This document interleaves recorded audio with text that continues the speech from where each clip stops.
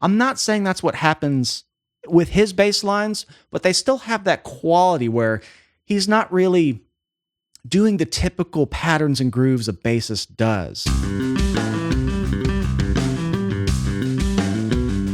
What's up, guys? Welcome back to Low End University. Bliss is from Muse's second studio album, Origin of Symmetry, released in 2001. Muse is a band I was pretty into for a while. I kind of had a short phase with them a long time ago. Namely that 3-album streak of Absolution, Black Hole's Revelations, and The Resistance. And there was a period of time back then when Muse really crossed over into the mainstream in a big way. I mean, I remember my high school's dance line doing like Supermassive Black Hole at halftime. I'm like, wow, they've really crossed over. I mean, that's a telltale sign a band has become all-pervasive. But as the years went on, I just kind of lost touch with them. I have not checked out any of their newer albums, and they are also a band where I never went backwards and checked out their earlier stuff. I really stuck to those 3 albums. They were the 3 albums I owned, and I've had some requests for their track Bliss, specifically a live version from their Live at the Mayan concert film back in 2015. So it'll be good to do a live video. We haven't done one in a while, and I've always had a lot of respect for Chris Wolstenholme's playing. He always wrote really angular lines that stood out in a big way. They were really unique. So I'm going to get back into this band with some earlier stuff. Let's get into Bliss from Muse. Courtesy of Guitar Center and DirecTV.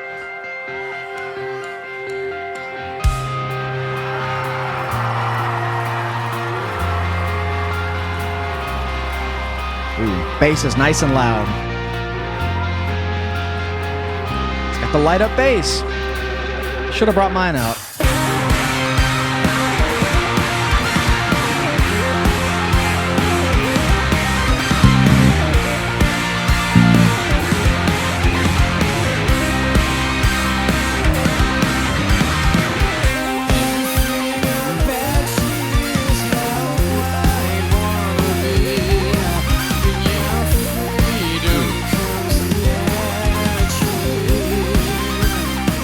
Like how he's plucking over kind of near the bridge pickup. It gives it that slight bit of more immediacy on the tone.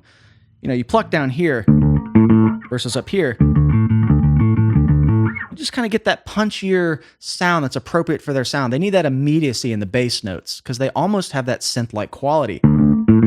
So just moving your hand to the bridge is a great way to do that. Let me go back to right where that was. Good shot. Yeah. Great tone.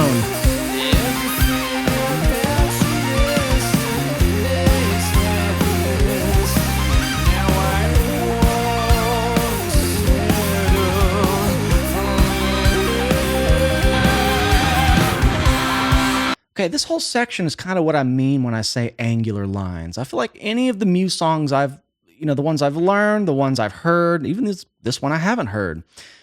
I guess when I say angular, it almost sounds like the octave and the note choices are almost as like they were written on a piano first. And this is an interesting thing I don't hear a lot of people talk about. When you write a bass line or a riff on piano, when you translate to the fretboard, it's not one-to-one. There's a lot of kind of like no-nos on the fretboard. Like you don't really put perfect fourths all in a row because you'd be fretting it like this. And it's just not conducive and doesn't lend itself to the pattern of the fretboard. But what you can get out of that is some really unique phrasings, and it kind of divorces itself from the typical tropes of fretboard scale patterns. And I learned this quickly when I was playing theater gigs many, many years ago. A lot of those scores were written by just composers on a piano, and they would just, figure out some bass line on the piano, and I would read this music and I would go, clearly a bass player didn't write this because I've got perfect fourths and a 16-note run. Like, it just doesn't make sense. I'm not saying that's what happens with his bass lines, but they still have that quality where he's not really doing the typical patterns and grooves a bassist does. I could say that about Hysteria. I certainly wasn't immune to learning that. I think every bass player had that rite of passage, but even the patterns on that riff are they're just different. It's not your typical groove. And a lot of these slides he does here, where he puts the octaves, it almost has like that. It's like a synth player would be playing it. That's basically what I noticed. Listen to this section here. It kind of just embodies what I'm talking about.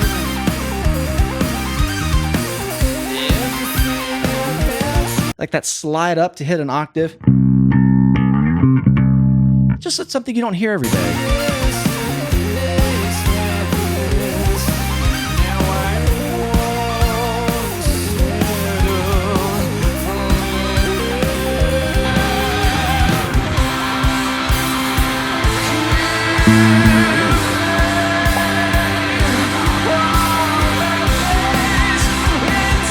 That was a smooth key change. We've been in a sort of F minor.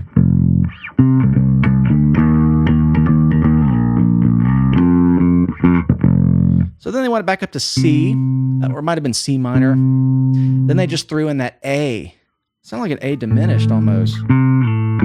Nice transition into C major, using kind of that A minor as a pivot chord. You've been really used to the A flat sound. So that's clever, and they've always had real clever things like that, music theory-wise, I suppose. That chord. You hear it get into that.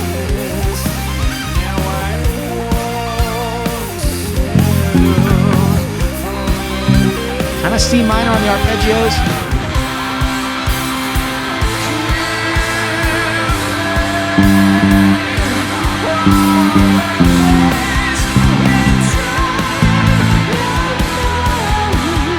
Major 5. Whoa.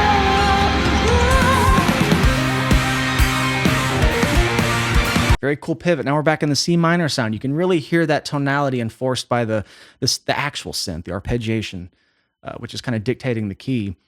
But that was really cool.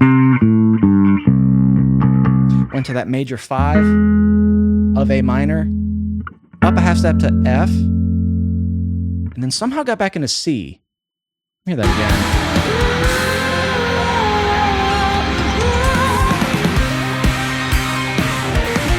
Okay.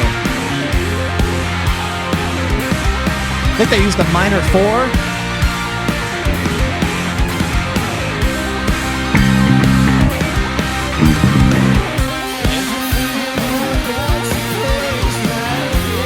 I love that little slide he does.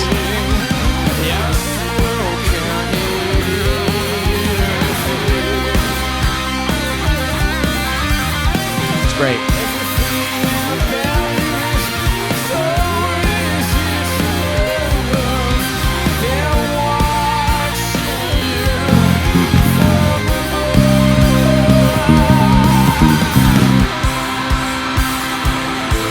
Back to it.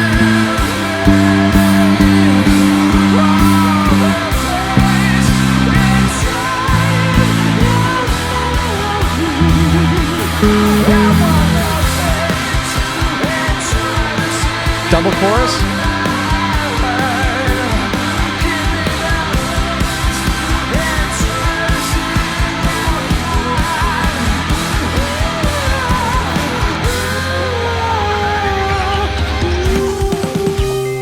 That is a great music theory move there. So once again, what's going on is we started in C minor. Your ear gets used to that. Then they switch it to C major, but don't tell you it's major yet because we go to C, which we've been on. Then they go to that A minor, down to G.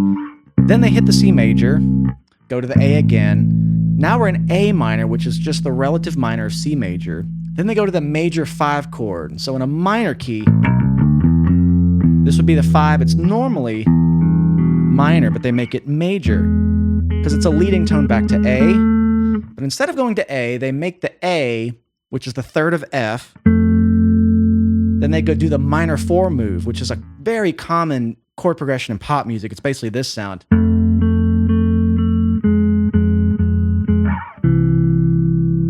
But they make it back minor. So there's a lot of kind of overstepping. They're taking a few steps to get back to C minor from C major in a really smooth way that goes with that chorus melody. And again, the bass is just kind of locking in on a more simplistic approach, just driving it on the choruses. And he really branches out and does those synth-esque lines here in these kind of verse parts. So it's just great restraint to have a big chorus. And then back to his, angular's the best word I have. Especially those little slides he does. It's almost like a synth kind of just doing a pitch bend. He kind of has that with the, what it reminds me of.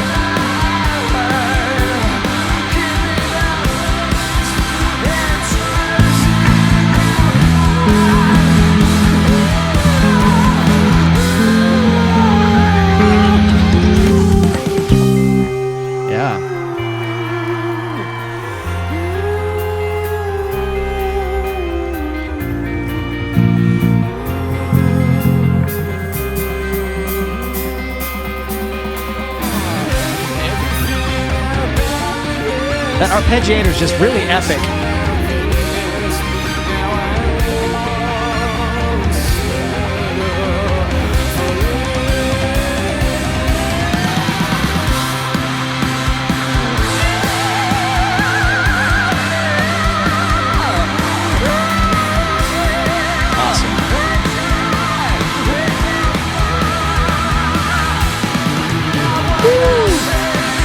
Yeah, that was a ripper fill there. I bet that wasn't on the album. Was it?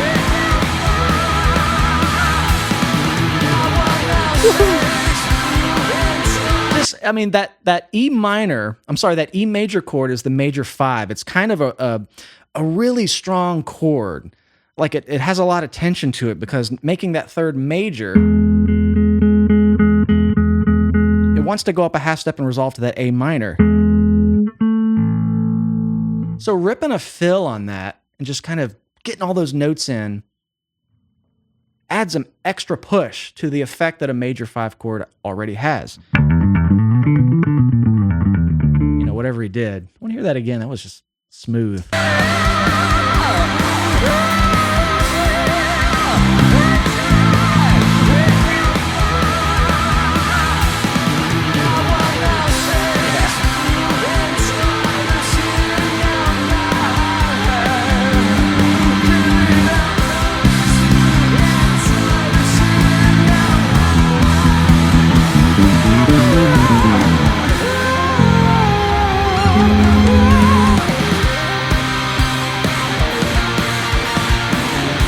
Back to that intro groove.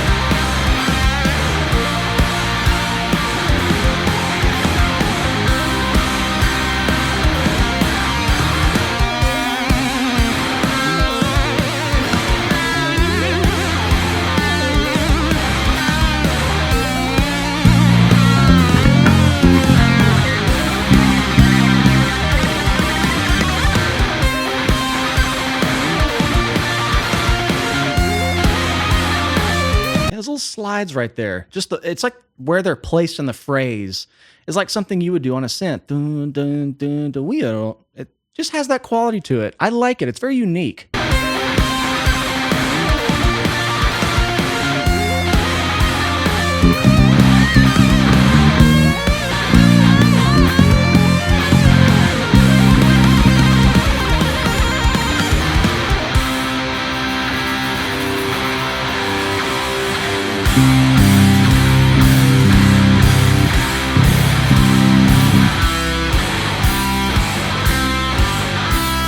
Big rock ending.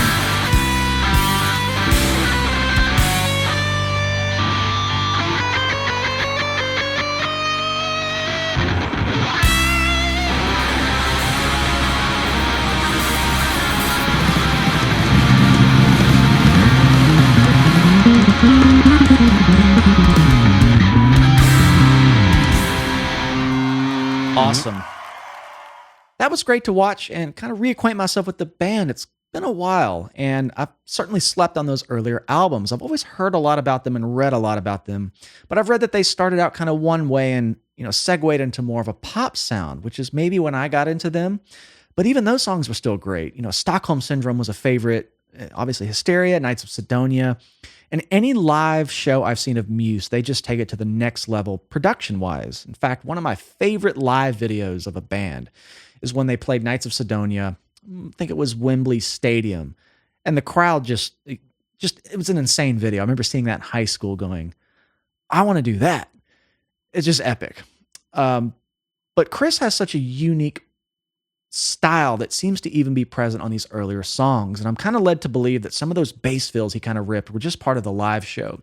Because on the albums, he has a real kind of structured part. As cool and angular as the lines are, and as unique as they are, their music doesn't really call for that ad-libbed. It doesn't have a lot of room for it. There's a lot going on. So it was kind of good to see him let loose, shredding some fills. But they put on such a great show. I've always loved Matt's voice. He always recreates it live very well from what I've seen.